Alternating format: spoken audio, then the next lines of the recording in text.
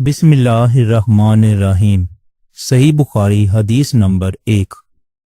नबी करीम सल्लल्लाहु अलैहि वसल्लम का इरशाद है कि तमाम अमाल का दारोमदार नीयत पर है और हर अमल का नतीजा हर इंसान को उसकी नीयत के मुताबिक ही मिलेगा।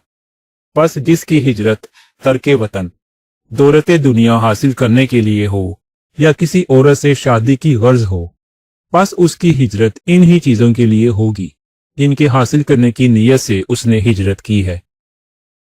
सही बुखारी हदीस नंबर 2। एक शख्स हारिस बिन हशाम नामी ने आन हजरत सल्लल्लाहु अलैहि वसल्लम से सवाल किया था कि हुजूर, आप पर वही कैसे नाजिल होती है।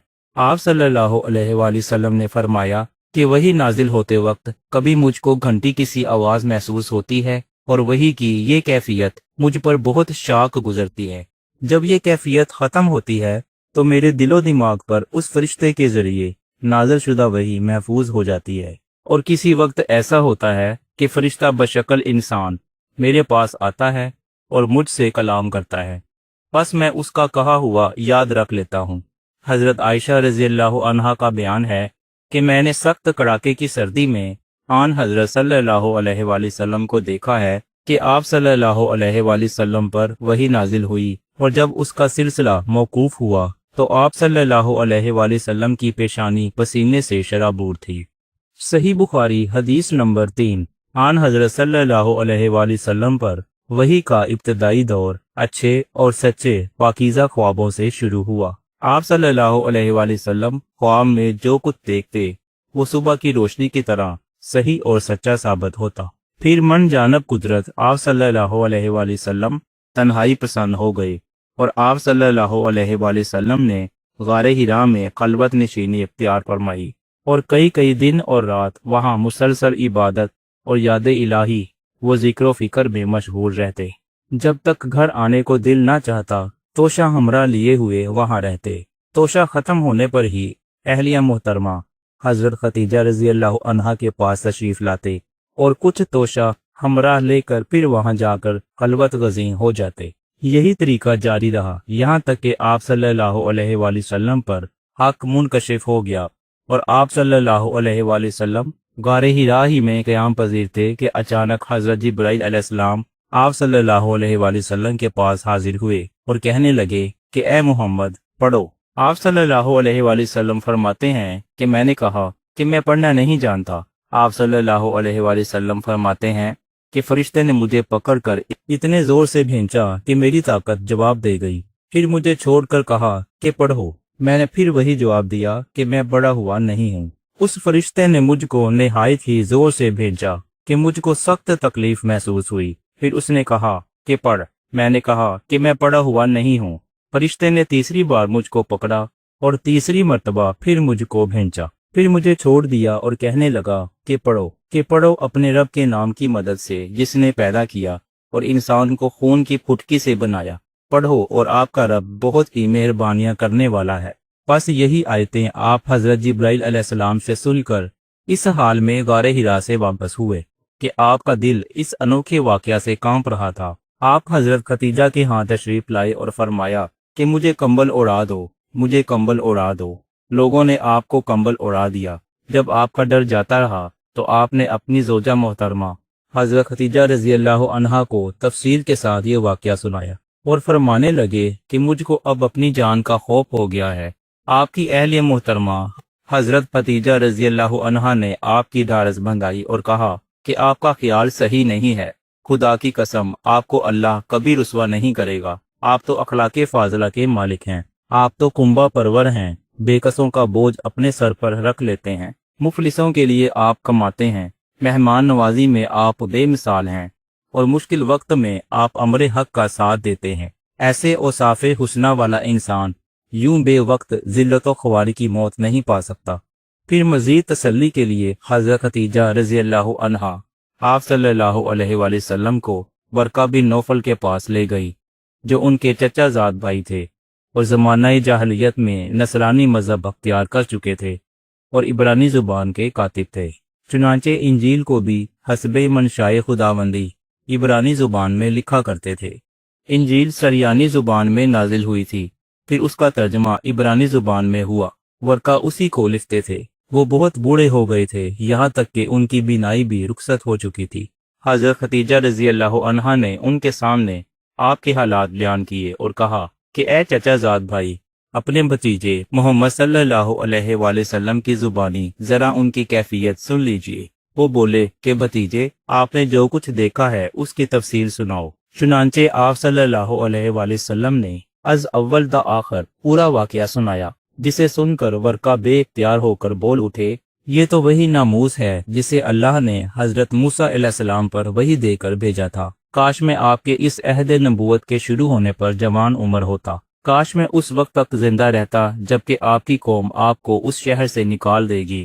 رسول کریم صلی اللہ علیہ وآلہ وسلم نے یہ سن کر تعجب سے پوچھا کہ کیا وہ لوگ مجھ کو نکال دیں گے، حالانکہ میں تو ان میں صادق و امین مقبول ہوں۔ ورقہ بولا، ہاں یہ سب کچھ سچ ہے، مگر جو شخص بھی آپ کی طرح امر حق لے کر آیا، لوگ اس کے دشمن ہی ہو گئے ہیں۔ اگر مجھے آپ کی نبوت کا وہ زمانہ مل جائے تو میں آپ کی پوری مدد کروں گا۔ مگر ورقہ کچھ دنوں کے بعد انتقال کر گئے۔ پھر کچھ عرصہ تک وحی کی آمد موقوف رہی۔ صحیح بخاری حدیث نمبر 4۔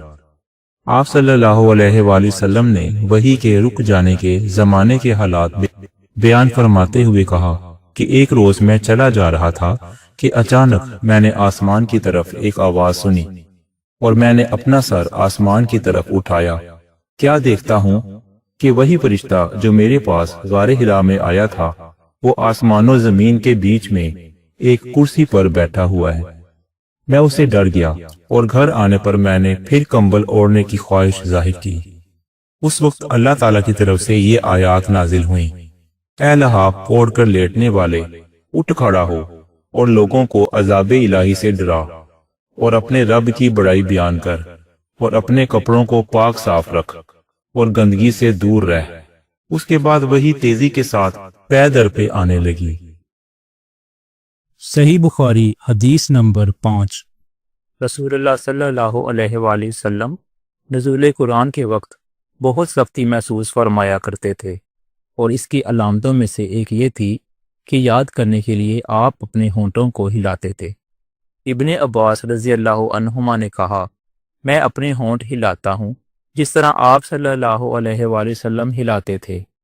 سعید کہتے ہیں، میں بھی اپنے ہونٹ ہلاتا ہوں جس طرح ابن عباس رضی اللہ عنہما کو میں نے ہلاتے دیکھا۔ پھر انہوں نے اپنے ہونٹ ہلائے۔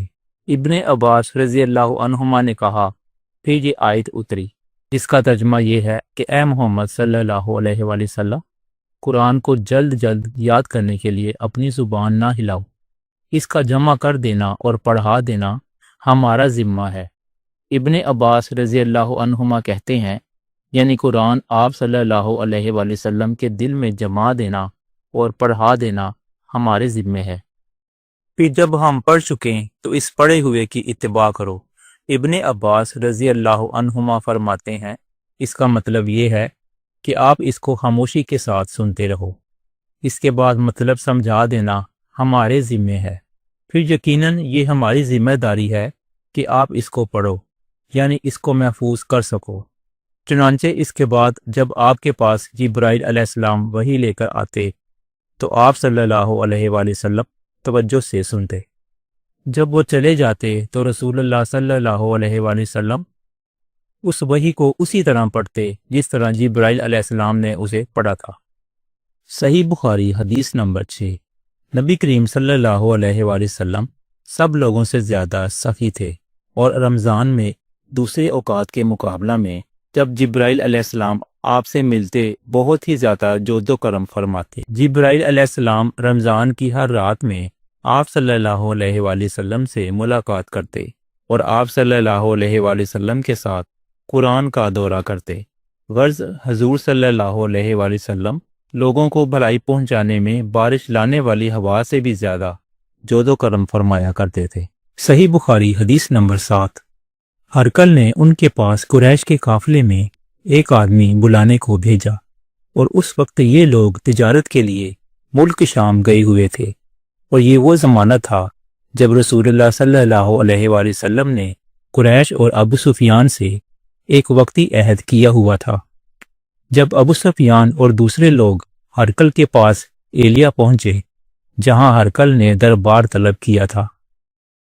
इसके गिर्द रोम के बड़े बड़े लोग बैठे हुए थे। हरकल ने उनको और अपने तर्जुमान को बुलवाया, फिर उनसे पूछा कि तुम में से कौन शख्स मुद्दई रसालत का ज्यादा करीबी अजीज है। अबू सुफियान कहते हैं कि मैं बोल उठा कि मैं इसका सबसे ज्यादा करीबी रिश्तेदार हूं। ये सुनकर हरकल ने हुक्म दिया कि इसको यानी अबू सुफियान को मेरे करीब लाकर बिठाओ और उसके साथियों को उसकी पीठ के पीछे बिठा दो। फिर अपने तर्जुमान से कहा कि उन लोगों से कह दो कि मैं अबू सुफियान से उस शख्स के यानी मोहम्मद सल्लल्लाहु अलैहि वसल्लम के हालात पूछता हूँ। अगर ये मुझसे किसी बात में झूठ बोल दे तो तुम उसका झूठ जाहिर कर देना। अबू सुफियान का कौल है कि अल्लाह की कसम, अगर मुझे ये गैरत ना आती कि ये लोग मुझको झुटलाएंगे तो मैं आप सल्लल्लाहु अलैहि वसल्लम की निस्बत जरूर गलत गोई से काम लेता। खैर, पहली बात जो हरकल ने मुझसे पूछी वो ये कि उस शख्स का खानदान तुम लोगों में कैसा है। मैंने कहा वो तो बड़े ऊंचे आली नसब वाले हैं। कहने लगा इससे पहले भी किसी ने तुम लोगों में ऐसी बात कही थी। मैंने कहा कि नहीं। कहने लगा अच्छा, उसके बड़ों में कोई बादशाह हुआ है। मैंने कहा नहीं। फिर उसने कहा कि बड़े लोगों ने उसकी पैरवी अख्तियार की है या कमजोरों ने। मैंने कहा नहीं, कमजोरों ने। फिर कहने लगा उसके ताबेदार रोज बढ़ते जाते हैं या कोई साथी फिर भी जाता है। मैंने कहा नहीं। कहने लगा क्या अपने उस दावाए नबूवत से पहले कभी किसी भी मौका पर उसने झूठ बोला है। मैंने कहा नहीं, और अब हमारी उससे सुलह की एक मुकर्रर मुद्दत ठहरी हुई है, मालूम नहीं वो इसमें क्या करने वाला है। अबू सुफियान कहते हैं मैं इस बात के सिवा और कोई झूठ इस गुफ्तगू में शामिल ना कर सका। हरकल ने कहा क्या तुम्हारी उससे कभी लड़ाई भी होती है। हमने कहा हाँ। बोला फिर तुम्हारी और उसकी जंग का क्या हाल होता है। मैंने कहा लड़ाई डोल की तरह है, कभी वो हमसे मैदान जंग जीत लेते हैं और कभी हम उनसे जीत लेते हैं। हरकल ने पूछा वो तुम्हें किस बात का हुक्म देता है। मैंने कहा वो कहता है कि सिर्फ एक अल्लाह ही की इबादत करो, उसका किसी को शरीक ना बनाओ और अपने बाप दादा की शिरक की बातें छोड़ दो, और हमें नमाज पढ़ने, सच बोलने, परहेजगारी और सिला रहमी का हुक्म देता है। ये सब सुनकर फिर हरकल ने अपने तर्जुमान से कहा कि अबू सुफियान से कह दे कि मैंने तुमसे उसका नसब पूछा तो तुमने कहा कि वो हम में आली नसब है, और पैगंबर अपनी कौम में आली नसब ही भेजे जाया करते हैं। फिर मैंने तुमसे पूछा कि दावाए नबूवत की ये बात तुम्हारे अंदर इससे पहले किसी और ने भी कही थी, तो तुमने जवाब दिया कि नहीं। तब मैंने अपने दिल में कहा कि अगर ये बात इससे पहले किसी ने नहीं कही होती तो मैं समझता कि उस शख्स ने भी इसी बात की तकलीद की है जो पहले कही जा चुकी है। मैंने तुमसे पूछा उसके बड़ों में कोई बादशाह भी गुजरा है। तुमने कहा कि नहीं। तो मैंने दिल में कहा कि उनके बुजुर्गों में से कोई बादशाह हुआ होगा तो कह दूंगा कि वो शख्स इस बहाने अपने आबाओ अजदाद की बादशाहत और उनका मुल्क दोबारा हासिल करना चाहता है। और फिर मैंने तुमसे पूछा कि इस बात के कहने यानी पैगंबरी का दावा करने से पहले तुमने कभी उसको दरोग गोई का इल्जाम लगाया है। तुमने कहा कि नहीं। तो मैंने समझ लिया कि जो शख्स आदमियों के साथ दरोग गोई से बचे वो अल्लाह के बारे में कैसे झूठी बातें कह सकता है। और मैंने तुमसे पूछा कि बड़े लोग उसके पैरों होते हैं या कमजोर आदमी। तुमने कहा कमजोरों ने उसकी इत्तबा की है। तो दरअसल यही लोग पैगंबरों के मुतबईन होते हैं। और मैंने तुमसे पूछा कि उसके साथी बढ़ रहे हैं या कम हो रहे हैं। तुमने कहा कि वो बढ़ रहे हैं, और ईमान की कैफियत यही होती है हत्ता कि वो कामिल हो जाता है। और मैंने तुमसे पूछा कि आया कोई शख्स उसके दीन से नाखुश होकर मुर्तिद भी हो जाता है। तुमने कहा कि नहीं। तो ईमान की खासियत भी यही है, जिनके दिलों में उसकी मसरत रच बस जाए वो इससे लौटा नहीं करते। और मैंने तुमसे पूछा कि आया वो कभी अहद शिकनी करते हैं। तुमने कहा नहीं। पैगंबरों का यही हाल होता है, वो अहद की खिलाफ वर्जी नहीं करते। और मैंने तुमसे कहा कि वो तुमसे किस चीज के लिए कहते हैं। तुमने कहा कि वो हमें हुक्म देते हैं कि अल्लाह की इबादत करो, उसके साथ किसी को शरीक न ठहराओ, और तुम्हें बुतों की परस्तिश से रोकते हैं, सच बोलने और परहेजगारी का हुक्म देते हैं। लिहाजा अगर ये बातें जो तुम कह रहे हो सच हैं, तो अनकरीब वो उस जगह का मालिक हो जाएगा कि जहां मेरे ये दोनों पांव हैं। मुझे मालूम था कि वो पैगंबर आने वाला है, मगर मुझे ये मालूम नहीं था कि वो तुम्हारे अंदर होगा। अगर मैं जानता कि उस तक पहुंच सकूंगा तो उसे मिलने के लिए हर तकलीफ गुवारा करता। अगर मैं उसके पास होता तो उसके पांव धोता। हरकल ने रसूलुल्लाह सल्लल्लाहु अलैहि वसल्लम का वो खत मंगाया जो आपने दहिया कल्बी रजी अल्लाह अन्हो के जरिए हाकिम बसरा के पास भेजा था, और उसने वो हरकल के पास भेज दिया था। फिर उसको पढ़ा तो इसमें लिखा था कि अल्लाह के नाम के साथ जो निहायत मेहरबान और रहम वाला है।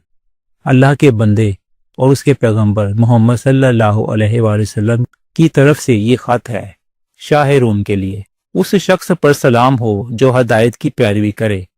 उसके बाद मैं आपके सामने दावत इस्लाम पेश करता हूँ। अगर आप इस्लाम ले आएंगे तो दीनों दुनिया में सलामती नसीब होगी।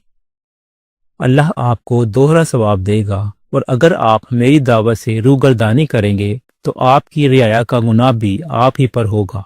और ए अहले किताब, एक ऐसी बात पर आ जाओ जो हमारे और तुम्हारे दरमियान यकसा है, वो ये कि हम अल्लाह के सिवा किसी की इबादत ना करें और किसी को उसका शरीक ना ठहराएं, और ना हम में से कोई किसी को खुदा के सिवा अपना रब बनाए। फिर अगर वो अहले किताब इस बात से मुंह फेर लें तो मुसलमानों, तुम उनसे कह दो कि तुम मानो या ना मानो, हम तो एक खुदा के अताअत गुजार हैं। अबू सुफियान कहते हैं, जब हरकल ने जो कुछ कहना था कह दिया और खत पढ़कर फारग हुआ तो उसके इर्द गिर्द बहुत शोरो गोगा हुआ, बहुत सी आवाजें उठी और हमें बाहर निकाल दिया गया। तब मैंने अपने साथियों से कहा, अबू कुबशा के बेटे हजूर सल्लल्लाहु अलैहि वसल्लम का मामला तो बहुत बढ़ गया है। देखो तो उससे बनी असगर का बादशाह भी डरता है। मुझे उस वक्त से इस बात का यकीन हो गया कि हजूर सल्लल्लाहु अलैहि वसल्लम अनकरीब गालिब होकर रहेंगे, हत्ता कि अल्लाह ने मुझे मुसलमान कर दिया। रावी का बयान है कि इब्ने नातूर एलिया का हकम, हरकल का मुसाहब और शाम के नसारा का लाट पादरी बयान करता था कि हरकल जब एलिया आया करता तो एक दिन सुबह को परेशान उठा तो उसके दरबारियों ने दरियाफ्त किया कि आज हम आपकी हालत बदली हुई पाते हैं, क्या वजह है। इब्ने नातूर का बयान है कि हरकल नजूमी था, इल्म नजूम में वो पूरी महारत रखता था। उसने अपने हम नशीनों को बताया कि मैंने आज रात सितारों पर नजर डाली तो देखा कि खतना करने वालों का बादशाह हमारे मुल्क पर गालिब आ गया है। भला उस जमाने में कौन लोग खतना करते हैं? उन्होंने कहा कि यहूद के सिवा कोई खतना नहीं करता, सो उनकी वजह से परेशान ना हों। सल्तनत के तमाम शहरों में ये हुक्म लिख भेजिए कि वहां जितने यहूदी हों सब कत्ल कर दिए जाएं। वो लोग इन्हीं बातों में मशगूल थे कि हरकल के पास एक आदमी लाया गया जिसे शाह गसान ने भेजा था। उसने हजूर सल्लल्लाहु अलैहि वसल्लम के हालात बयान किए। जब हरकल ने सारे हालात सुन लिए तो कहा, जाकर देखो वो खतना किए हुए है या नहीं। उन्होंने उसे देखा तो बतलाया कि वो खतना किया हुआ है। हरकल ने जब उस शख्स से अरब के बारे में पूछा तो उसने बतलाया कि वो खतना करते हैं। तब हरकल ने कहा कि यही मोहम्मद सल्लल्लाहु अलैहि वसल्लम इस उम्मत के बादशाह हैं जो पैदा हो चुके हैं। फिर उसने अपने एक दोस्त को रूमिया खत लिखा और वो भी इल्म नजूम में हरकल की तरह माहिर था। फिर वहां से हरकल हमस चला गया। अभी हमस से निकला नहीं था कि उसके दोस्त का खत उसके जवाब में आ गया। उसकी राय भी हजूर सल्लल्लाहु अलैहि वसल्लम के ज़हूर के बारे में हरकल के मुवाफिक थी कि मोहम्मद सल्लल्लाहु अलैहि वसल्लम वाकई पैगंबर हैं। उसके बाद हरकल ने रूम के बड़े आदमियों को अपने हमस के महल में तलब किया और उसके हुक्म से महल के दरवाजे बंद कर लिए गए। फिर वो अपने खास महल से बाहर आया और कहा, ऐ रूम वालों, क्या हदायत और कामयाबी में कुछ हिस्सा तुम्हारे लिए भी है? अगर तुम अपनी सल्तनत की बका चाहते हो تو پھر اس نبی صلی اللہ علیہ وآلہ وسلم کی بیعت کر لو اور مسلمان ہو جاؤ۔ یہ سننا تھا کہ پھر وہ لوگ وحشی گدھوں کی طرح دروازوں کی طرف دوڑے، مگر انہیں بند پایا۔ آخر جب ہرقل نے اس بات سے ان کی یہ نفرت دیکھی اور ان کے ایمان لانے سے مایوس ہو گیا تو کہنے لگا کہ ان لوگوں کو میرے پاس لاؤ۔ جب وہ دوبارہ آئے تو اس نے کہا، میں نے جو بات کہی تھی اس سے تمہاری دینی پختگی کی آزمائش مقصود تھی، سو وہ میں نے دیکھ لی۔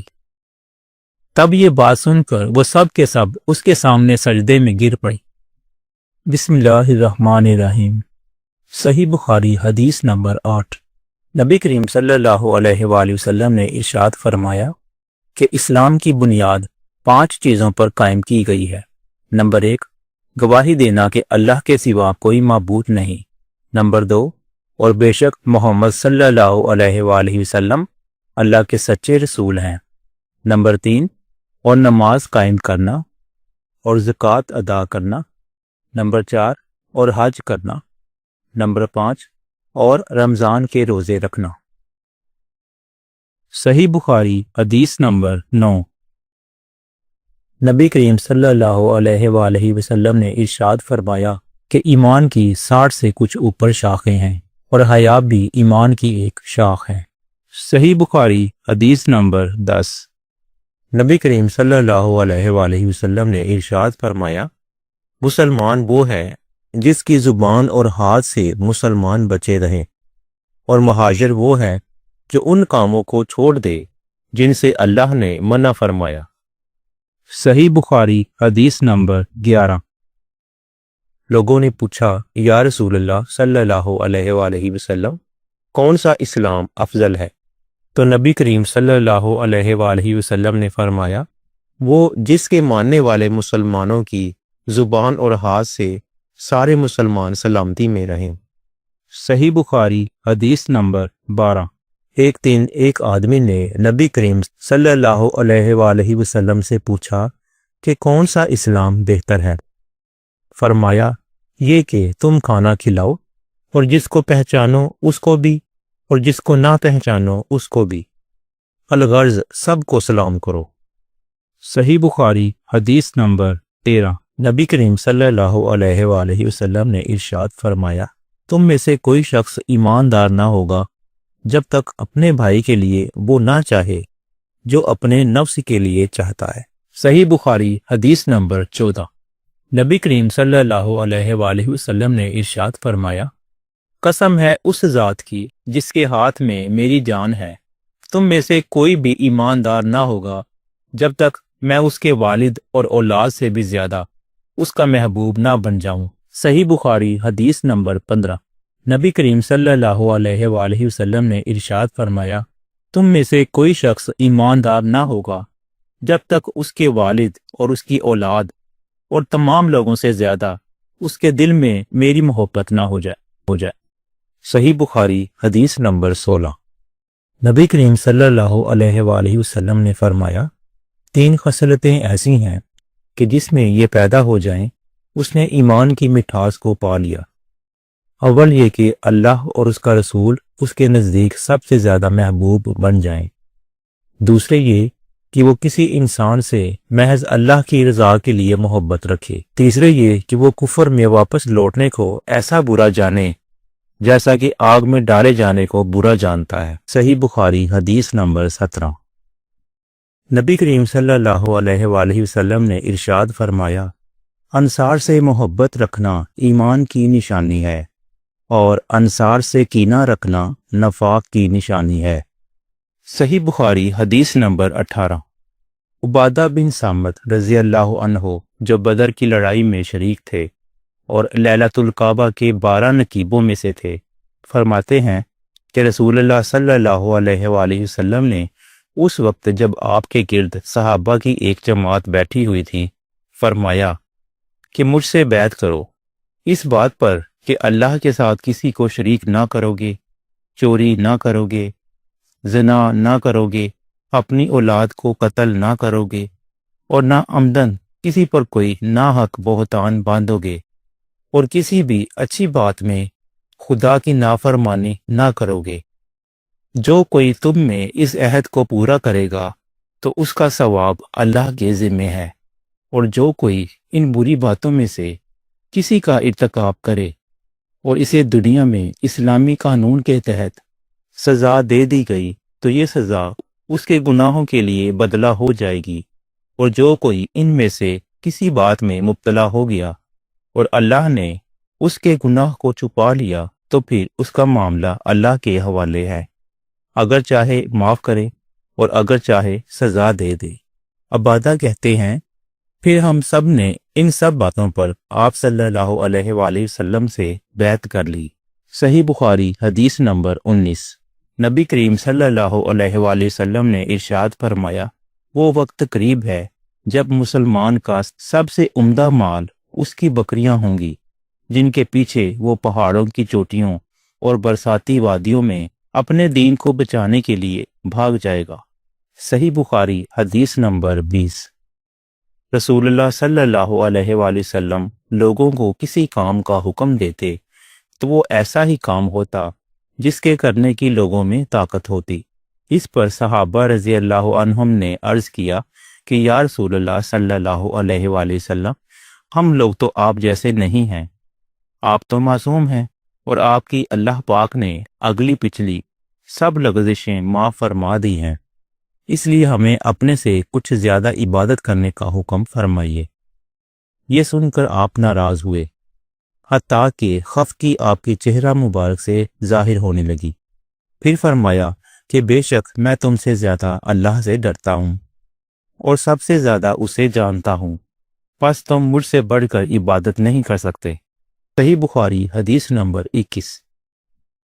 نبی کریم صلی اللہ علیہ وآلہ وسلم نے ارشاد فرمایا، جس شخص میں یہ 3 باتیں ہوں گی وہ ایمان کا مزہ پا لے گا۔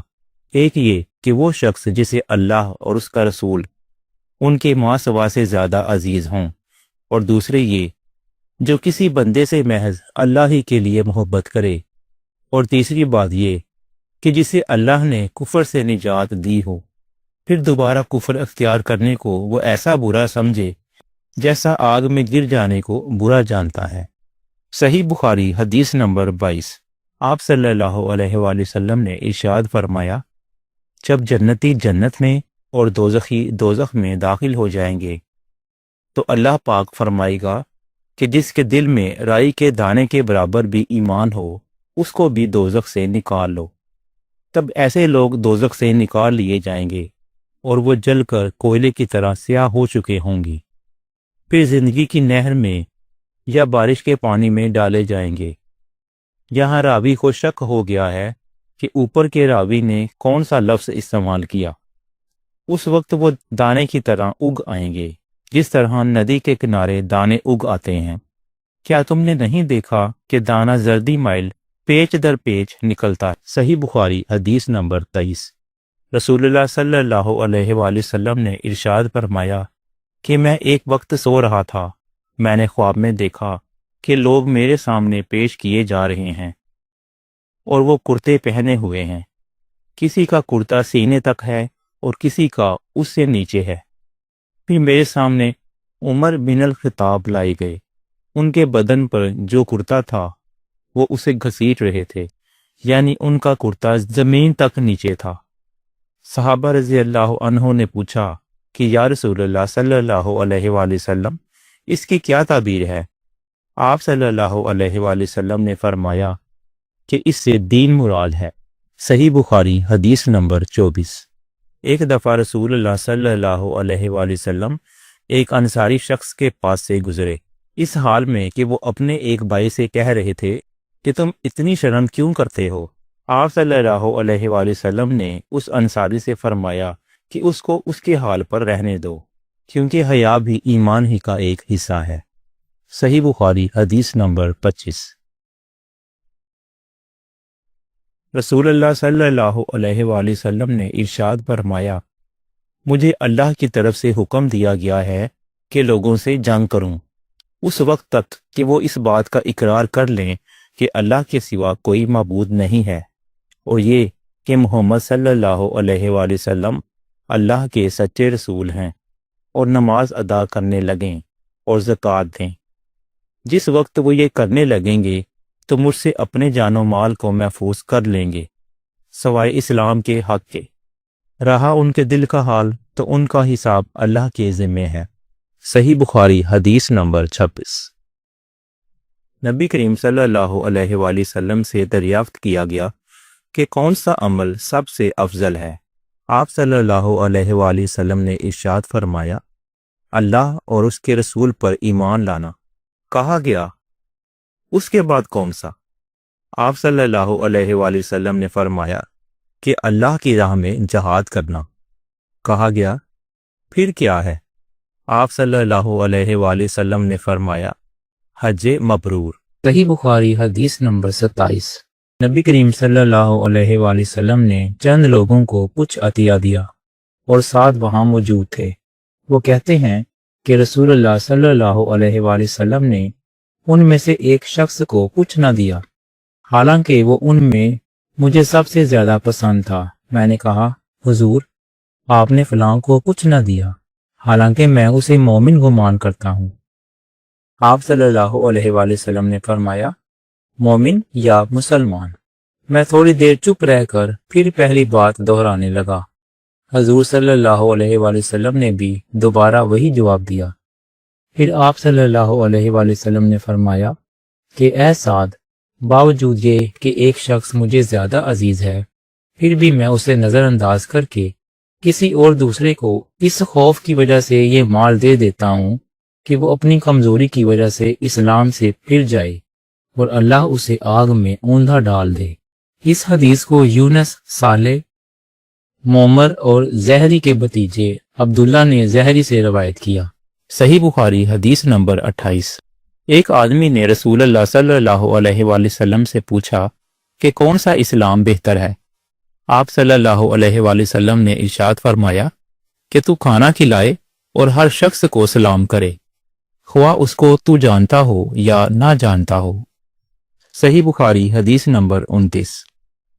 نبی کریم صلی اللہ علیہ وآلہ وسلم نے ارشاد فرمایا، مجھے دوزخ دکھلائی گئی تو اس میں زیادہ تر عورتیں تھیں جو کفر کرتی ہیں۔ کہا گیا، حضور صلی اللہ علیہ وآلہ وسلم، کیا وہ اللہ کے ساتھ کفر کرتی ہیں؟ آپ صلی اللہ علیہ وآلہ وسلم نے فرمایا کہ خاوند کی ناشکری کرتی ہیں اور احسان کی ناشکری کرتی ہیں۔ اگر تم عمر بھر ان میں سے کسی کے ساتھ احسان کرتے رہو، پھر تمہاری طرف سے کبھی کوئی ان کے خیال میں ناگواری کی بات ہو جائے تو فوراً کہہ اٹھے گی کہ میں نے کبھی تجھ میں کوئی بھلائی نہیں دیکھی۔ صحیح بخاری حدیث نمبر 30۔ میں اس شخص حضرت علی رضی اللہ عنہ کی مدد کرنے کو چلا۔ راستے میں مجھ کو ابو بکر ملے۔ پوچھا، کہاں جاتے ہو؟ میں نے کہا، اس شخص حضرت علی رضی اللہ عنہ کی مدد کرنے کو جاتا ہوں۔ ابو بکر نے کہا، اپنے گھر کو لوٹ جاؤ۔ میں نے حضور صلی اللہ علیہ وآلہ وسلم سے سنا ہے، آپ صلی اللہ علیہ وآلہ وسلم فرماتے تھے کہ جب دو مسلمان اپنی اپنی تلواریں لے کر بھڑ جائیں تو قاتل اور مقتول دونوں دوزخی ہیں۔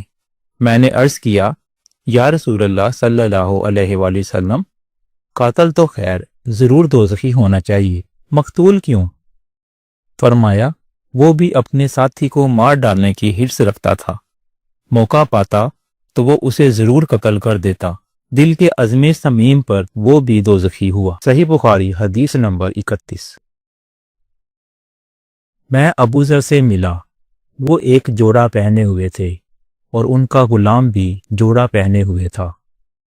میں نے اس کا سبب دریافت کیا تو کہنے لگے کہ میں نے ایک شخص یعنی غلام کو برا بھلا کہا تھا اور اس کی ماں کی غیرت دلائی یعنی گالی دی، تو رسول اللہ صلی اللہ علیہ وآلہ وسلم نے یہ معلوم کر کے مجھ سے فرمایا کہ اے ابو ذر، تو نے اسے ماں کے نام سے غیرت دلائی ہے، بے شک تجھ میں ابھی کچھ زمانہ جاہلیت کا اثر باقی ہے۔ یاد رکھو، ماتحت لوگ تمہارے بھائی ہیں، اللہ نے اپنی کسی مصلحت کی بنا پر انہیں تمہارے قبضے میں دے رکھا ہے، تو جس کے ماتحت اس کا کوئی بھائی ہو تو اس کو بھی وہی کھلائے جو آپ کھاتا ہے، اور وہی کپڑا اسے پہنائے جو آپ پہنتا ہے، اور ان کو اتنے کام کی تکلیف نہ دو کہ ان کے لیے مشکل ہے، اور اگر کوئی سخت کام ڈالو تو تم خود بھی ان کی مدد کرو۔ صحیح بخاری حدیث نمبر 32۔ جب سورہ انعام کی یہ آیت اتری، جو لوگ ایمان لائے اور انہوں نے اپنے ایمان میں گناہوں کی آمیزش نہیں کی، تو آپ صلی اللہ علیہ وآلہ وسلم کے اصحاب نے کہا، یا رسول اللہ صلی اللہ علیہ وآلہ وسلم، یہ تو بہت ہی مشکل ہے، ہم میں کون ایسا ہے جس نے گناہ نہیں کیا؟ تب اللہ پاک نے سورہ لقمان یہ آیت اتاری کہ بے شک شرک بہت بڑا ظلم ہے۔ صحیح بخاری حدیث نمبر 33۔ نبی کریم صلی اللہ علیہ وآلہ وسلم نے ارشاد فرمایا کہ منافق کی 3 علامتیں ہیں۔ جب بات کرے تو جھوٹ بولے، جب باتیں کرے تو اس کے خلاف کرے، اور جب اس کو امین بنایا جائے تو خیانت کرے۔ صحیح بخاری حدیث نمبر 34۔ رسول اللہ صلی اللہ علیہ وآلہ وسلم نے ارشاد فرمایا کہ 4 عادتیں جس کسی میں ہوں تو وہ خالص منافق ہے، اور جس کسی میں ان 4 میں سے ایک عادت ہو تو وہ بھی نفاق ہی ہے، جب تک اسے چھوڑ نہ دے۔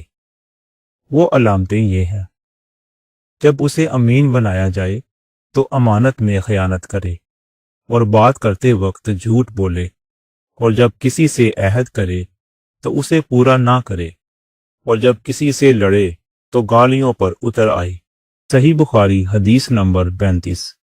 رسول اللہ صلی اللہ علیہ وآلہ وسلم نے ارشاد فرمایا، جو شخص شب قدر ایمان کے ساتھ محض آخرت کے ثواب کے لیے ذکر و عبادت میں گزارے تو اس کے گزشتہ گناہ بخش دیے جاتے ہیں۔ صحیح بخاری حدیث نمبر 36۔ نبی کریم صلی اللہ علیہ وآلہ وسلم نے ارشاد فرمایا کہ جو شخص اللہ کی راہ میں جہاد کے لیے نکلا، اللہ اس کا ضامن ہو گیا۔ اللہ تعالیٰ فرماتا ہے، اس کو میری ذات پر یقین اور میرے پیغمبروں کی تصدیق نے اس سرفروشی کے لیے گھر سے نکالا ہے۔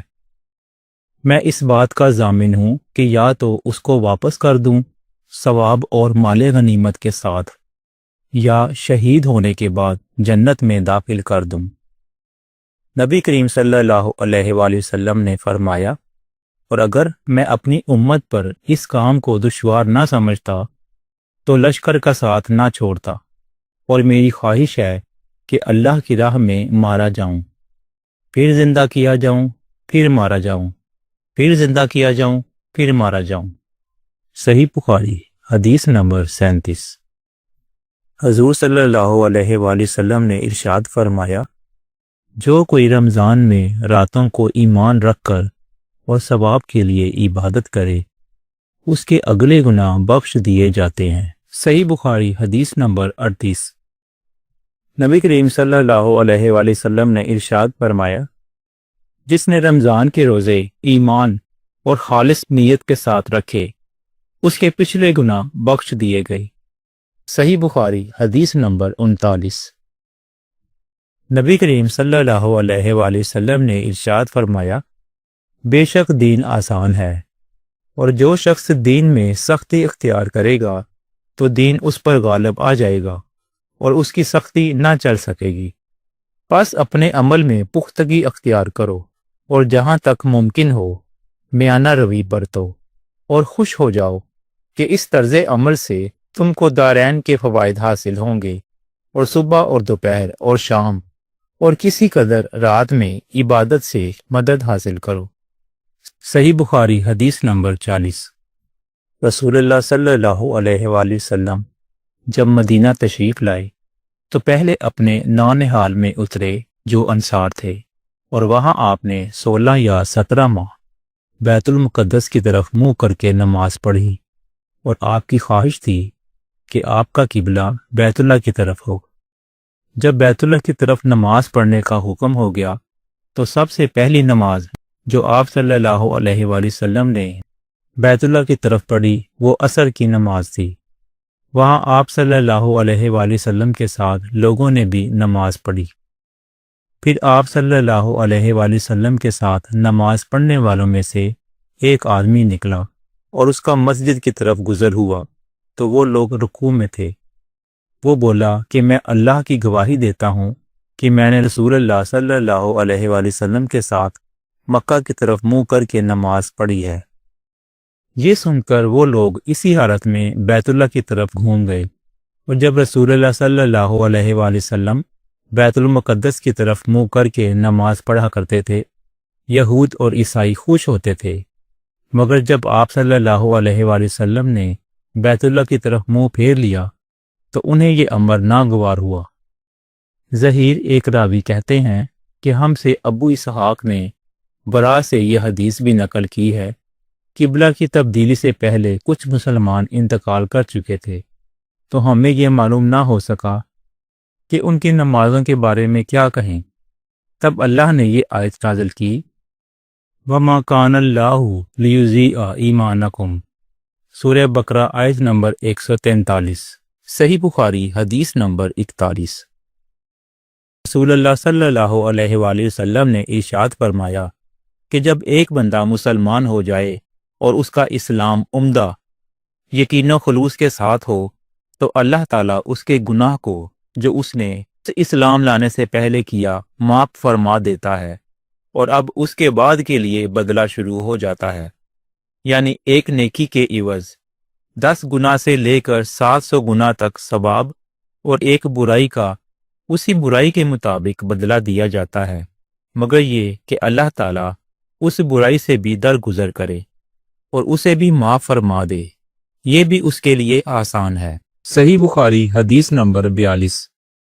رسول اللہ صلی اللہ علیہ وآلہ وسلم نے ارشاد فرمایا کہ تم میں سے کوئی شخص جب اپنے اسلام کو عمدہ بنا لے، یعنی نفاق اور ریا سے پاک کر لے، تو ہر نیک کام جو وہ کرتا ہے اس کے عوض 10 سے لے کر 700 گناہ تک نیکیاں لکھی جاتی ہیں، اور ہر برا کام جو وہ کرتا ہے تو وہ اتنا ہی لکھا جاتا ہے جتنا کہ اس نے کیا ہے۔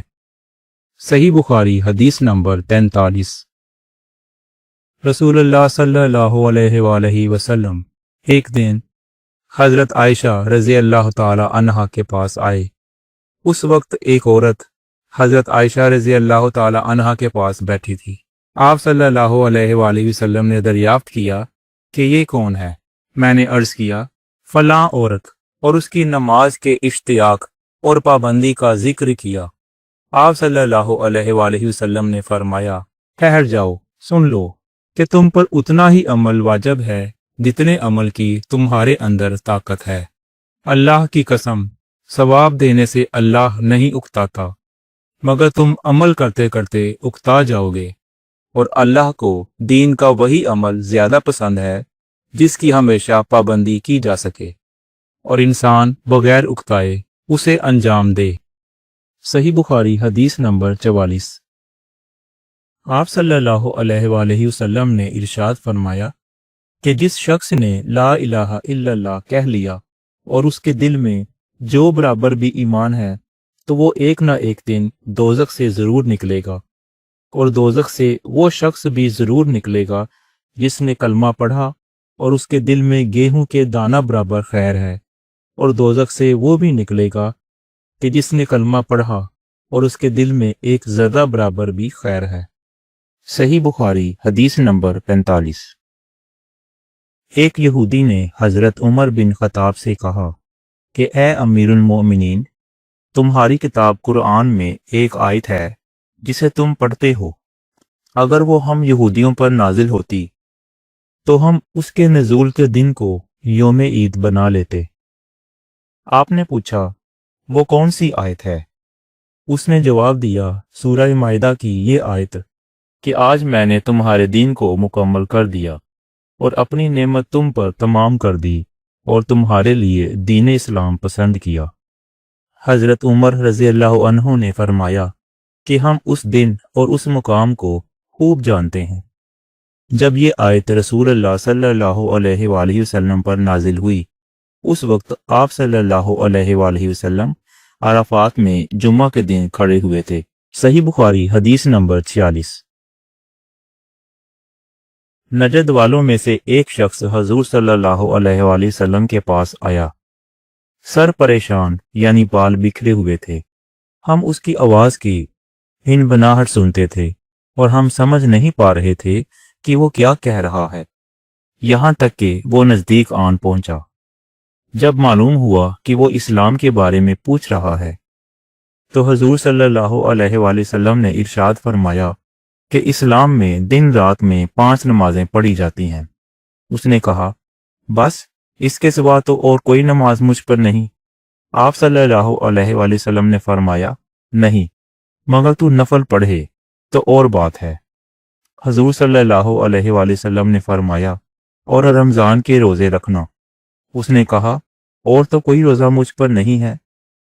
آپ صلی اللہ علیہ وآلہ وسلم نے فرمایا، نہیں، مگر تو نفل روزے رکھے تو اور بات ہے۔ طلحہ نے کہا، اور حضور صلی اللہ علیہ وآلہ وسلم نے اس سے زکوٰۃ کا بیان کیا۔ وہ کہنے لگا کہ بس اور کوئی صدقہ مجھ پر نہیں ہے۔ آپ صلی اللہ علیہ وآلہ وسلم نے فرمایا، نہیں، مگر یہ کہ تو نفل صدقہ دے تو اور بات ہے۔ راوی نے کہا، پھر وہ شخص پیٹھ موڑ کر چلا، یوں کہتا جاتا تھا، قسم خدا کی میں نہ اس سے بڑھاؤں گا نہ گھٹاؤں گا۔ حضور صلی اللہ علیہ وآلہ وسلم نے فرمایا، اگر یہ سچا ہے تو اپنی مراد کو پہنچ گیا۔ صحیح بخاری حدیث نمبر 47۔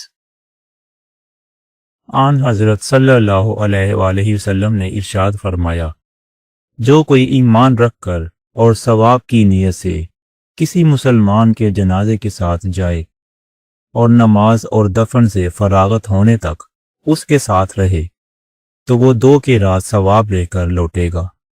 ہر قیراط اتنا بڑا ہوگا جیسے احد کا پہاڑ۔ اور جو شخص جنازے پر نماز پڑھ کر دفن سے پہلے لوٹ جائے تو وہ 1 قیراط ثواب لے کر لوٹے گا۔ صحیح بخاری حدیث نمبر 48۔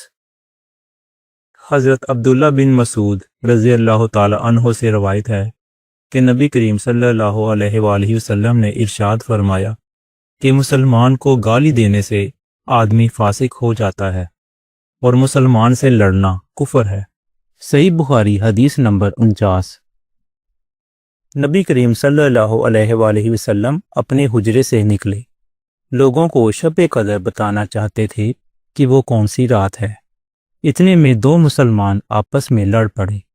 آپ صلی اللہ علیہ وآلہ وسلم نے فرمایا، میں تو اس لیے باہر نکلا تھا کہ تم کو شب قدر بتلاؤں، اور فلاں فلاں آدمی لڑ پڑے تو وہ میرے دل سے اٹھا لی گئی، اور شاید اسی میں کچھ تمہاری بہتری ہو۔ تو اب ایسا کرو کہ شب قدر کو رمضان کی 27ویں، 29ویں اور 25ویں رات میں ڈھونڈا کرو۔ صحیح بخاری حدیث نمبر 50۔ ایک دن حضور صلی اللہ علیہ وآلہ وسلم لوگوں میں تشریف فرما تھے کہ آپ صلی اللہ علیہ وآلہ وسلم کے پاس ایک شخص آیا اور پوچھنے لگا کہ ایمان کسے کہتے ہیں؟ آپ صلی اللہ علیہ وآلہ وسلم نے فرمایا کہ ایمان یہ ہے کہ تم اللہ پاک کے وجود اور اس کی وحدانیت پر ایمان لاؤ، اور اس کے فرشتوں کے وجود پر، اور اس اللہ کی ملاقات کے برحق ہونے پر، اور اس کے رسولوں کے برحق ہونے پر، اور مرنے کے بعد دوبارہ اٹھنے پر ایمان لاؤ۔ پھر اس نے پوچھا کہ اسلام کیا ہے؟ آپ صلی اللہ علیہ وآلہ وسلم نے پھر جواب دیا کہ اسلام یہ ہے کہ تم خالص اللہ کی عبادت کرو اور اس کے ساتھ کسی کو شریک نہ بناؤ، اور نماز قائم کرو، اور زکوٰۃ فرض ادا کرو، اور رمضان کے روزے رکھو۔ پھر اس نے احسان کے متعلق پوچھا۔ آپ صلی اللہ علیہ وآلہ وسلم نے فرمایا کہ احسان یہ ہے کہ تم اللہ کی عبادت اس طرح کرو گویا تم اسے دیکھ رہے ہو۔ اگر یہ درجہ نہ حاصل ہو تو پھر یہ تو سمجھو کہ وہ تم کو دیکھ رہا ہے۔ پھر اس نے پوچھا کہ قیامت کب آئے گی؟ آپ صلی اللہ علیہ وآلہ وسلم نے فرمایا کہ اس کے بارے میں جواب دینے والا پوچھنے والے سے کچھ زیادہ نہیں جانتا، البتہ میں تمہیں اس کی نشانیاں بتلا سکتا ہوں۔ وہ یہ ہیں کہ جب لونڈی اپنے آقا کو جنے گی، اور جب سیاہ اونٹوں کے چرانے والے دیہاتی لوگ ترقی کرتے کرتے مکانات کی تعمیر میں ایک دوسرے سے بازی لے جانے کی کوشش کریں گے۔ یاد رکھو، قیامت کا علم ان 5 چیزوں میں ہے جن کو اللہ کے سوا کوئی نہیں جانتا، پھر آپ صلی اللہ علیہ وآلہ وسلم نے یہ آیت پڑھی کہ اللہ ہی کو قیامت کا علم ہے کہ وہ کب ہوگی۔ پھر وہ پوچھنے والا پیٹھ پھیر کر جانے لگا۔ آپ صلی اللہ علیہ وآلہ وسلم نے فرمایا کہ اسے واپس بلا کر لاؤ۔ لوگ دوڑ پڑے مگر وہ کہیں نظر نہیں آیا۔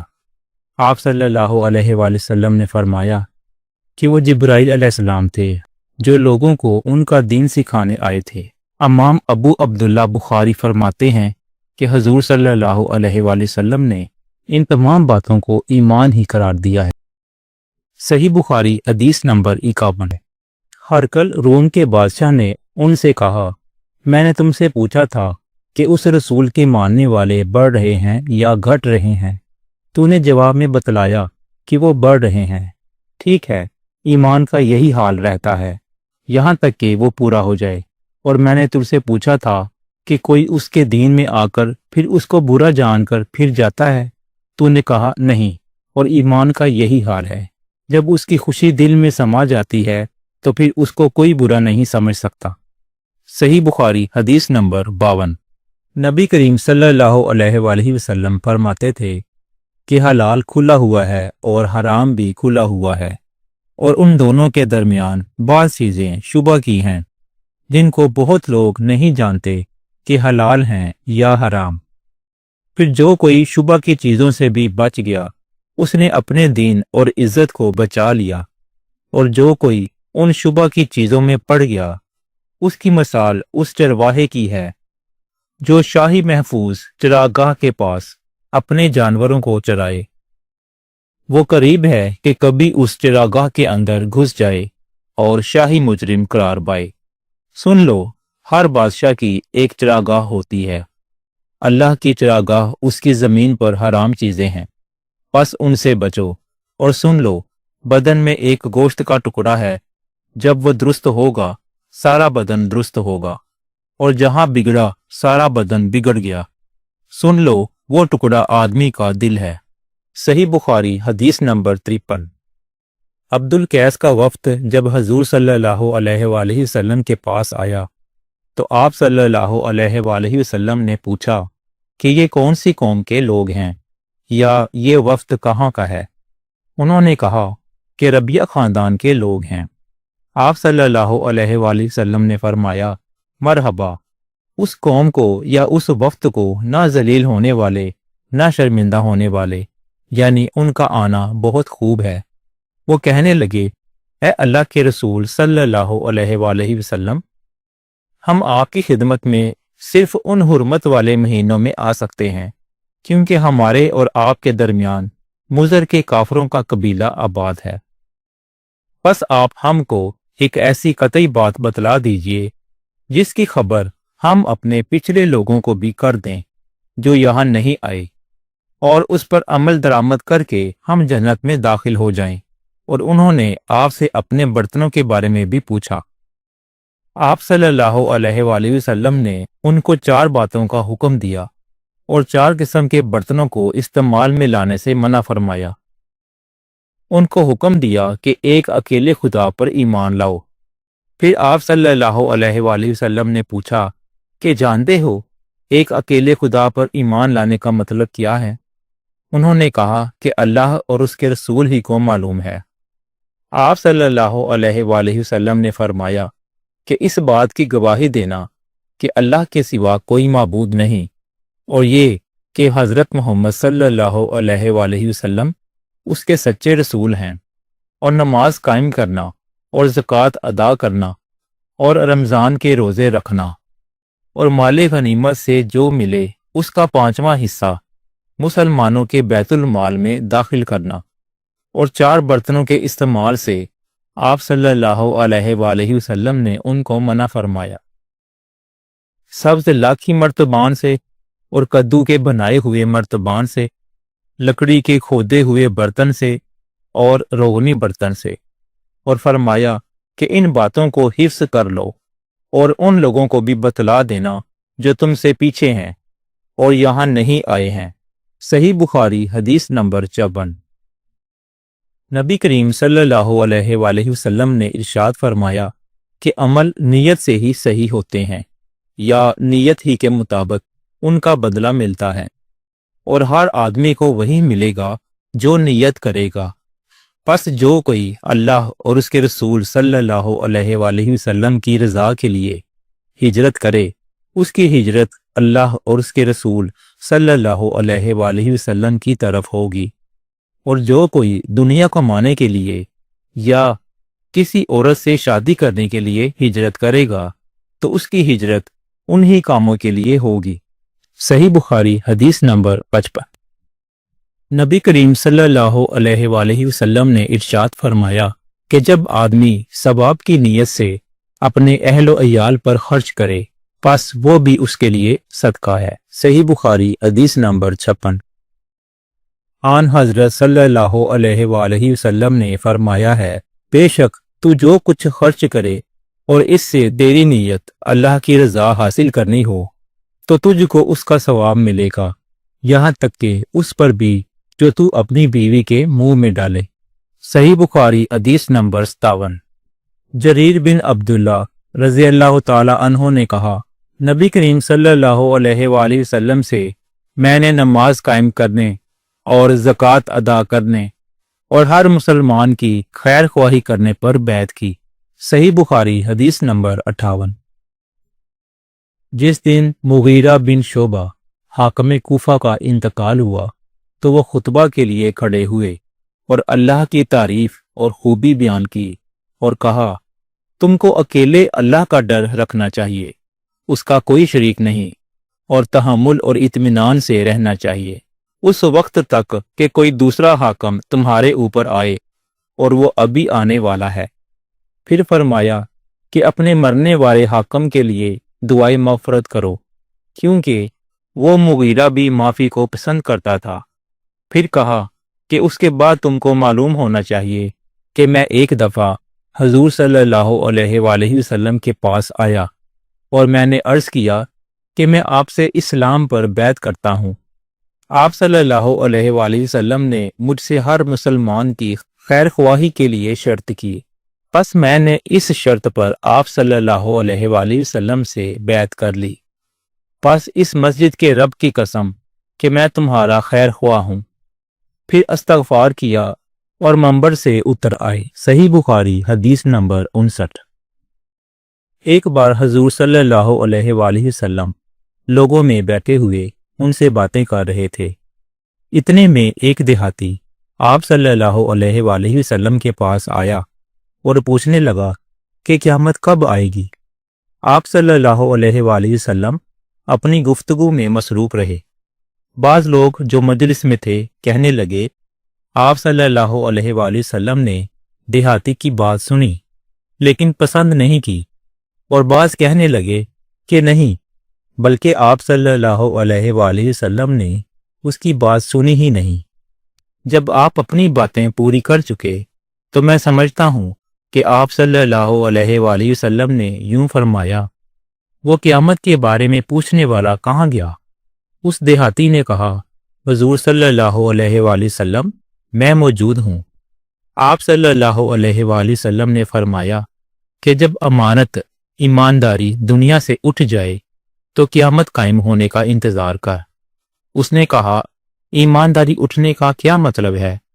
آپ صلی اللہ علیہ وآلہ وسلم نے فرمایا کہ جب حکومت کے کاروبار نالائق لوگوں کو سونپ دیے جائیں تو قیامت کا انتظار کر۔ صحیح بخاری حدیث نمبر 60۔ عبداللہ بن عمرو نے کہا کہ ایک سفر میں جو ہم نے کیا تھا، حضور صلی اللہ علیہ وآلہ وسلم ہم سے پیچھے رہ گئے اور آپ صلی اللہ علیہ وآلہ وسلم ہم سے اس وقت ملے جب عصر کی نماز کا وقت آن پہنچا تھا۔ ہم جلدی جلدی وضو کر رہے تھے، پس پاؤں کو خوب دھونے کے بدل ہم یوں ہی سا دھو رہے تھے۔ یہ حال دیکھ کر آپ صلی اللہ علیہ وآلہ وسلم نے بلند آواز سے پکارا، دیکھو ایڑیوں کی خرابی دوزخ سے ہونے والی ہے۔ 2 یا 3 بار آپ صلی اللہ علیہ وآلہ وسلم نے یوں ہی بلند آواز سے فرمایا۔ صحیح بخاری حدیث نمبر 61۔ نبی کریم صلی اللہ علیہ وآلہ وسلم نے ارشاد فرمایا کہ درختوں میں ایک درخت ایسا ہے کہ اس کے پتے نہیں جھڑتے، اور مسلمان کی مثال اسی درخت کی سی ہے، بتاؤ وہ کون سا درخت ہے؟ یہ سن کر لوگوں کا خیال جنگل کے درختوں کی طرف دوڑا۔ عبداللہ رضی اللہ تعالی عنہ نے کہا کہ میرے دل میں آیا کہ وہ کھجور کا درخت ہے، مگر میں اپنی کم سینے کی شرم سے نہ بولا۔ آخر صحابہ نے حضور صلی اللہ علیہ وآلہ وسلم ہی سے پوچھا کہ وہ کون سا درخت ہے۔ آپ صلی اللہ علیہ وآلہ وسلم نے فرمایا وہ کھجور کا درخت ہے۔ صحیح بخاری حدیث نمبر 62۔ ایک مرتبہ آپ صلی اللہ علیہ وآلہ وسلم نے فرمایا کہ درختوں میں سے ایک درخت ایسا ہے کہ اس کے پتے نہیں جھڑتے، اور مسلمان کی بھی یہی مثال ہے، بتلاؤ وہ کون سا درخت ہے؟ یہ سن کر لوگوں کے خیالات جنگل کے درختوں میں چلے گئے۔ حضرت عبداللہ رضی اللہ تعالی عنہ نے کہا کہ میرے دل میں آیا کہ بتلا دوں کہ وہ کھجور کا درخت ہے، لیکن وہاں بہت سے بزرگ موجود تھے، اس لیے مجھ کو شرم آئی۔ آخر صحابہ نے عرض کیا یا رسول اللہ صلی اللہ علیہ وآلہ وسلم، آپ ہی بیان فرما دیجئے۔ آپ صلی اللہ علیہ وآلہ وسلم نے بتلایا کہ وہ کھجور کا درخت ہے۔ صحیح بخاری حدیث نمبر 63۔ ایک بار ہم مسجد میں حضور صلی اللہ علیہ وآلہ وسلم کے ساتھ بیٹھے ہوئے تھے، اتنے میں ایک شخص اونٹ پر سوار ہو کر آیا اور اونٹ کو مسجد میں بٹھا کر باندھ دیا، پھر پوچھنے لگا بھائیو، تم لوگوں میں محمد صلی اللہ علیہ وآلہ وسلم کون سے ہیں؟ حضور صلی اللہ علیہ وآلہ وسلم اس وقت لوگوں میں تکیہ لگائے بیٹھے ہوئے تھے۔ ہم نے کہا حضرت محمد صلی اللہ علیہ وآلہ وسلم یہ سفید رنگ والے بزرگ ہیں جو تکیہ لگائے ہوئے تشریف فرما ہیں۔ تب وہ آپ صلی اللہ علیہ وآلہ وسلم سے مخاطب ہوا کہ اے عبد المطلب کے فرزند۔ آپ صلی اللہ علیہ وآلہ وسلم نے فرمایا کہو میں آپ کی بات سن رہا ہوں۔ وہ بولا میں آپ صلی اللہ علیہ وآلہ وسلم سے کچھ دینی باتیں دریافت کرنا چاہتا ہوں اور ذرا سختی سے بھی پوچھوں گا، تو آپ اپنے دل میں برا نہ مانیے گا۔ آپ صلی اللہ علیہ وآلہ وسلم نے فرمایا نہیں، جو تمہارا دل چاہے پوچھو۔ تب اس نے کہا کہ میں آپ کو آپ کے رب اور اگلے لوگوں کے رب تبارک و تعالیٰ کی قسم دے کر پوچھتا ہوں، کیا آپ کو اللہ نے دنیا کے سب لوگوں کی طرف رسول بنا کر بھیجا ہے؟ آپ صلی اللہ علیہ وآلہ وسلم نے فرمایا ہاں یا میرے اللہ۔ پھر اس نے کہا میں آپ صلی اللہ علیہ وآلہ وسلم کو اللہ کی قسم دیتا ہوں، کیا اللہ نے آپ کو رات دن میں 5 نمازیں پڑھنے کا حکم فرمایا ہے؟ آپ صلی اللہ علیہ وآلہ وسلم نے فرمایا ہاں یا میرے اللہ۔ پھر کہنے لگا میں آپ کو اللہ کی قسم دے کر پوچھتا ہوں کہ کیا اللہ نے آپ کو یہ حکم دیا ہے کہ سال بھر میں اس مہینہ رمضان کی روزے رکھو؟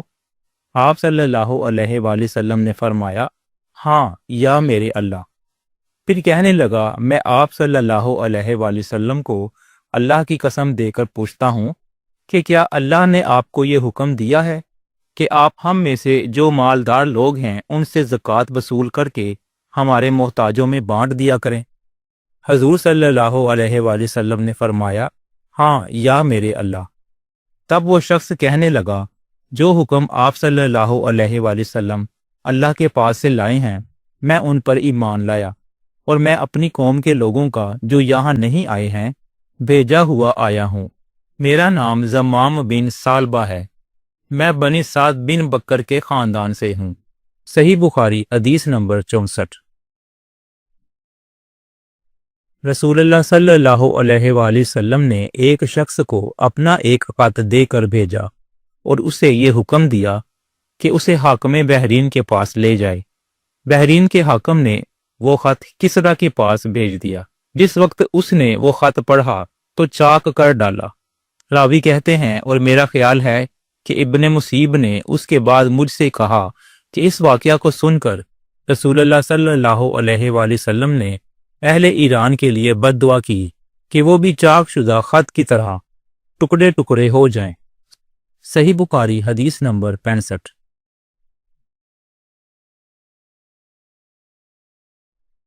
رسول اللہ صلی اللہ علیہ وآلہ وسلم نے کسی بادشاہ کے نام دعوت اسلام دینے کے لیے ایک خط لکھا یا لکھنے کا ارادہ کیا تو آپ صلی اللہ علیہ وآلہ وسلم سے کہا گیا کہ وہ بغیر مہر کے خط نہیں پڑھتے۔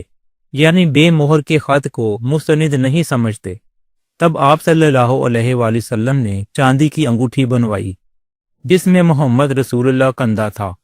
گویا میں آج بھی آپ صلی اللہ علیہ وآلہ وسلم کے ہاتھ میں اس کی سفیدی دیکھ رہا ہوں۔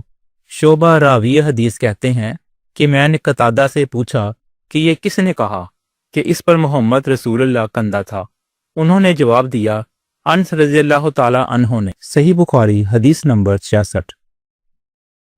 ایک مرتبہ رسول خدا صلی اللہ علیہ وآلہ وسلم مسجد میں تشریف فرما تھے اور لوگ آپ صلی اللہ علیہ وآلہ وسلم کے ارد گرد بیٹھے ہوئے تھے کہ 3 آدمی وہاں آئے۔ ان میں سے 2 رسول اللہ صلی اللہ علیہ وآلہ وسلم کے سامنے پہنچ گئے اور ایک واپس چلا گیا۔ راوی کہتے ہیں کہ پھر وہ دونوں رسول اللہ صلی اللہ علیہ وآلہ وسلم کے سامنے کھڑے ہو گئے۔ اس کے بعد ان میں سے ایک نے جب مجلس میں ایک جگہ کچھ گنجائش دیکھی تو وہاں بیٹھ گیا، اور دوسرا اہل مجلس کے پیچھے بیٹھ گیا، اور تیسرا جو تھا وہ لوٹ گیا۔ تو جب رسول اللہ صلی اللہ علیہ وآلہ وسلم اپنی گفتگو سے فارغ ہوئے تو صحابہ رضی اللہ عنہم سے فرمایا، کیا میں تمہیں 3 آدمیوں کے بارے میں نہ بتاؤں؟ تو سنو، ان میں سے ایک نے اللہ سے پناہ چاہی، اللہ نے اسے پناہ دی، اور دوسرے کو شرم آئی تو اللہ بھی اس سے شرمایا کہ اسے بھی بخش دیا، اور تیسرے شخص نے منہ موڑا تو اللہ نے بھی اس سے منہ موڑ لیا۔ صحیح بخاری حدیث نمبر 67۔ ایک دفعہ رسول اللہ صلی اللہ علیہ وآلہ وسلم اپنے اونٹ پر بیٹھے ہوئے تھے اور ایک شخص نے اس کی نکیل تھام رکھی تھی۔ آپ صلی اللہ علیہ وآلہ وسلم نے پوچھا، آج یہ کون سا دن ہے؟ ہم خاموش رہے حتیٰ کہ ہم سمجھے کہ آج کے دن کا آپ کوئی دوسرا نام اس کے نام کے علاوہ تجویز فرمائیں گے۔ پھر آپ صلی اللہ علیہ وآلہ وسلم نے فرمایا، کیا آج قربانی کا دن نہیں ہے؟ ہم نے عرض کیا، بے شک۔ اس کے بعد آپ صلی اللہ علیہ وآلہ وسلم نے فرمایا، یہ کون سا مہینہ ہے؟ ہم اس پر بھی خاموش رہے اور یہی سمجھے کہ اس مہینے کا بھی آپ اس نام کے علاوہ کوئی دوسرا نام تجویز فرمائیں گے۔ پھر آپ صلی اللہ علیہ وآلہ وسلم نے فرمایا، کیا یہ ذوالحج کا مہینہ نہیں ہے؟ ہم نے عرض کیا، بے شک۔ آپ صلی اللہ علیہ وآلہ وسلم نے فرمایا، تو یقیناً تمہاری جانیں اور تمہارے مال اور تمہاری آبرو تمہارے درمیان اسی طرح حرام ہیں جس طرح آج کے دن کی حرمت تمہارے اس مہینے اور اس شہر میں ہے۔ پس جو شخص حاضر ہے اسے چاہیے کہ غائب کو یہ بات پہنچا دے، کیونکہ ایسا ممکن ہے کہ جو شخص یہاں موجود ہے وہ ایسے شخص کو یہ خبر پہنچائے جو اس سے زیادہ حدیث کا یاد رکھنے والا ہو۔ صحیح بخاری حدیث نمبر 68۔ عبداللہ بن مسعود رضی اللہ تعالی عنہ سے روایت ہے، رسول اللہ صلی اللہ علیہ وآلہ وسلم نے ہمیں نصیحت فرمانے کے لیے کچھ دن مقرر کر دیے تھے، اس ڈر سے کہ کہیں ہم تنگ نہ ہو جائیں۔ صحیح بخاری حدیث نمبر 69۔ انس بن مالک رضی اللہ تعالی عنہ سے روایت ہے کہ آپ صلی اللہ علیہ وآلہ وسلم نے ارشاد فرمایا، آسانی کرو اور سختی نہ کرو، اور خوش کرو اور نفرت نہ دلاؤ۔ صحیح بخاری حدیث نمبر 70۔ عبداللہ ابن مسعود رضی اللہ تعالی عنہ ہر جمعرات کے دن لوگوں کو واعظ سنایا کرتے تھے۔ ایک آدمی نے ان سے کہا، اے عبد الرحمن، میں چاہتا ہوں کہ تم ہمیں ہر روز واعظ سنایا کرو۔ انہوں نے فرمایا، تو سن لو کہ مجھے اس امر سے کوئی چیز ماننے ہے، تو یہ ہے کہ میں یہ بات پسند نہیں کرتا کہ کہیں تم تنگ نہ ہو جاؤ، اور میں واعظ میں تمہاری فرصت کا وقت تلاش کیا کرتا ہوں، جیسا کہ رسول اللہ صلی اللہ علیہ وآلہ وسلم اس خیال سے کہ کہیں ہم تنگ نہ ہو جائیں، واعظ کے لیے ہمارے اوقات فرصت کا خیال رکھتے تھے۔ صحیح بخاری حدیث نمبر 71۔ معاویہ رضی اللہ تعالی عنہ سے روایت ہے کہ میں نے رسول اللہ صلی اللہ علیہ وآلہ وسلم کو یہ فرماتے ہوئے سنا کہ جس شخص کے ساتھ اللہ تعالی بھلائی کا ارادہ کرے اسے دین کی سمجھ عنایت فرما دیتا ہے، اور میں تو محض تقسیم کرنے والا ہوں، دینے والا تو اللہ ہی ہے، اور یہ امت ہمیشہ اللہ کے حکم پر قائم رہے گی، اور جو شخص ان کی مخالفت کرے گا انہیں نقصان نہیں پہنچا سکے گا یہاں تک کہ اللہ کا حکم یعنی قیامت آ جائے اور یہ عالم فنا ہو جائے۔ صحیح بخاری حدیث نمبر 72۔ عبداللہ بن عمر رضی اللہ تعالی عنہما کہتے تھے کہ ہم رسول اللہ صلی اللہ علیہ وآلہ وسلم کی خدمت میں حاضر تھے کہ آپ صلی اللہ علیہ وآلہ وسلم کے پاس کھجور کا ایک گابھا لایا گیا۔ اسے دیکھ کر آپ صلی اللہ علیہ وآلہ وسلم نے فرمایا کہ درختوں میں ایک درخت ایسا ہے کہ اس کی مثال مسلمان کی طرح ہے۔ ابن عمر رضی اللہ تعالی عنہما کہتے ہیں کہ یہ سن کر میں نے ارادہ کیا کہ عرض کروں کہ وہ درخت کھجور کا ہے، مگر چونکہ میں سب سے چھوٹا تھا اس لیے خاموش رہا۔ پھر رسول اللہ صلی اللہ علیہ وآلہ وسلم نے خود ہی فرمایا کہ وہ کھجور ہے۔ صحیح بخاری حدیث نمبر 73۔ رسول اللہ صلی اللہ علیہ وآلہ وسلم کا ارشاد ہے کہ حسد صرف دو باتوں میں جائز ہے، ایک تو اس شخص کے بارے میں جسے اللہ نے دولت دی ہو اور وہ اس دولت کو راہ حق میں خرچ کرنے پر بھی قدرت رکھتا ہو، اور ایک اس شخص کے بارے میں جس سے اللہ نے حکمت کی دولت سے نوازا ہو اور وہ اس کے ذریعے سے فیصلہ کرتا ہو اور لوگوں کو اس کی حکمت کی تعلیم دیتا ہو۔ صحیح بخاری حدیث نمبر 74۔ حضرت ابن عباس رضی اللہ تعالی عنہما نے فرمایا کہ میں نے رسول اللہ صلی اللہ علیہ وآلہ وسلم کو یہ فرماتے ہوئے سنا کہ ایک دن حضرت موسیٰ علیہ السلام بنی اسرائیل کی ایک جماعت میں بیٹھے ہوئے تھے کہ اتنے میں ایک شخص آیا اور اس نے آپ سے پوچھا، کیا آپ جانتے ہیں کہ دنیا میں کوئی آپ سے بڑھ کر بھی عالم موجود ہے؟ حضرت موسیٰ علیہ السلام نے فرمایا، نہیں۔ اس پر اللہ تعالیٰ نے حضرت موسیٰ علیہ السلام کے پاس وحی بھیجی کہ ہاں، ہمارا بندہ خضر ہے جس کا علم تم سے زیادہ ہے۔ حضرت موسیٰ علیہ السلام نے اللہ سے دریافت کیا کہ خضر علیہ السلام سے ملنے کی کیا صورت ہے؟ اللہ تعالیٰ نے ایک مچھلی کو ان سے ملاقات کی علامت قرار دیا اور ان سے کہہ دیا کہ جب تم اس مچھلی کو گم کر دو تو واپس لوٹ جاؤ، تب خضر سے تمہاری ملاقات ہوگی۔ تب موسیٰ علیہ السلام چلے اور دریا میں مچھلی کی علامت تلاش کرتے رہے۔ اس وقت ان کے ساتھی نے کہا، جب ہم پتھر کے پاس تھے کیا آپ نے دیکھا تھا؟ میں اس وقت مچھلی کا کہنا بھول گیا اور شیطان ہی نے مجھے اس کا ذکر بلا دیا۔ موسیٰ علیہ السلام نے کہا، اسی مقام کی ہمیں تلاش تھی۔ تب وہ اپنے نشانات قدم پر پچھلے پاؤں باتیں کرتے ہوئے لوٹے۔ وہاں انہوں نے خضر علیہ السلام کو پایا۔ پھر ان کا وہی قصہ ہے جو اللہ تعالیٰ نے اپنی کتاب قرآن میں بیان کیا ہے۔ صحیح بخاری حدیث نمبر 75۔ حضرت ابن عباس رضی اللہ تعالی عنہ نے فرمایا کہ ایک مرتبہ رسول اللہ صلی اللہ علیہ وآلہ وسلم نے مجھے سینے سے لگا لیا اور دعا دیتے ہوئے فرمایا کہ اے اللہ، اسے علم کتاب یعنی قرآن عطا فرمائیے۔ صحیح بخاری حدیث نمبر 76۔ عبداللہ بن عباس رضی اللہ تعالی عنہ نے ارشاد فرمایا کہ میں ایک مرتبہ گدی پر سوار ہو کر چلا۔ اس زمانے میں میں بلوغ کے قریب تھا۔ رسول اللہ صلی اللہ علیہ وآلہ وسلم منی میں نماز پڑھ رہے تھے اور آپ صلی اللہ علیہ وآلہ وسلم کے سامنے دیوار کی آڑ نہ تھی، تو میں بعض صفوں کے سامنے سے گزرا اور گدی کو چھوڑ دیا۔ وہ چرنے لگی، جبکہ میں صف میں شامل ہو گیا، مگر کسی نے مجھے اس بات پر ٹوکا نہیں۔ صحیح بخاری حدیث نمبر 77۔ محمود بن ربی فرماتے ہیں کہ مجھے یاد ہے کہ ایک مرتبہ رسول اللہ صلی اللہ علیہ وآلہ وسلم نے ایک ڈول سے منہ میں پانی لے کر میرے چہرے پر کلی فرمائی اور میں اس وقت 5 سال کا تھا۔ صحیح بخاری حدیث نمبر 78۔ رسول اللہ صلی اللہ علیہ وآلہ وسلم نے ارشاد فرمایا کہ ایک بار حضرت موسیٰ علیہ السلام بنی اسرائیل کی ایک جماعت میں تھے کہ اتنے میں ایک شخص آیا اور کہنے لگا، کیا آپ جانتے ہیں کہ دنیا میں آپ سے بھی بڑھ کر کوئی عالم موجود ہے؟ حضرت موسیٰ علیہ السلام نے فرمایا کہ نہیں۔ تب اللہ تعالیٰ نے حضرت موسیٰ علیہ السلام پر وحی نازل کی کہ ہاں، ہمارا بندہ خضر علم میں تم سے بڑھ کر ہے۔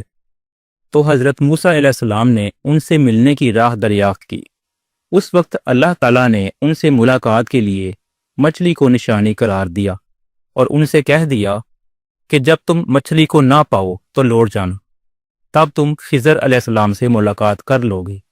हज़रत मूसा अलैहिस्सलाम दरिया में मछली के निशान का इंतज़ार करते रहे। तब उनके खादम ने उनसे कहा, क्या आपने देखा था कि जब हम पत्थर के पास थे तो मैं वहां मछली भूल गया और मुझे शैतान ही ने गाफिल कर दिया। हज़रत मूसा अलैहिस्सलाम ने कहा कि हम इसी मुकाम के तो मतलाशी थे। तब वो अपने कदमों के निशानों पर बातें करते हुए वापस लौटे। वहां खिज़र अलैहिस्सलाम को उन्होंने पाया। फिर उनका किस्सा वही है जो अल्लाह ताला ने अपनी किताब में बयान फरमाया है। सही बुखारी हदीस नंबर 79। आप सल्लल्लाहु अलैहि वसल्लम ने इरशाद फरमाया कि अल्लाह ताला ने मुझे जिस इल्म व हदायत के साथ भेजा है उसकी मिसाल ज़बरदस्त बारिश ही सी है जो ज़मीन पर खूब बरसे। बाज़ ज़मीन जो साफ़ होती है वो पानी को पी लेती है और बहुत बहुत सब्ज़ा और घास उगाती है, और बाज़ ज़मीन जो सख्त होती है वो पानी को रोक लेती है। इससे अल्लाह ताला लोगों को फ़ायदा पहुंचाता है। वो इससे सैराब होते हैं और सैराब करते हैं। और कुछ ज़मीन के बाज़ खेतों पर पानी पड़ता है जो बिल्कुल चटियल मैदान होते हैं, ना पानी रोकते हैं और ना ही सब्ज़ा उगाते हैं। तो ये उस शख्स की मिसाल है जो दीन में समझ पैदा करे और नफ़ा दे उसको वो चीज़ जिसके साथ मैं मबूस किया गया हूँ। उसने इल्मे दीन सीखा और सिखाया। और उस शख्स की मिसाल जिसने सर नहीं उठाया यानी तवज्जो नहीं की और जो हदायत देकर मैं भेजा गया हूँ उसे कबूल नहीं किया। हज़रत इमाम बुखारी रहमतुल्लाह फरमाते हैं कि इब्ने इसहाक ने अबू उसामा की रवायत से किबलतुल माँ का लफ्ज़ नकल किया है। का उस खिताए ज़मीन को कहते हैं जिस पर पानी चढ़ जाए मगर ठहरे नहीं, और सफ सफ उस ज़मीन को कहते हैं जो बिल्कुल हमवार हो। सही बुखारी हदीस नंबर 80। रसूलुल्लाह सल्लल्लाहु अलैहि वसल्लम ने इरशाद फरमाया कि अलामाते क़यामत में से ये है कि दीनी इल्म उठ जाएगा और जहल ही जहल ज़ाहिर हो जाएगा और एलानिया शराब पी जाएगी और ज़ना फैल जाएगा।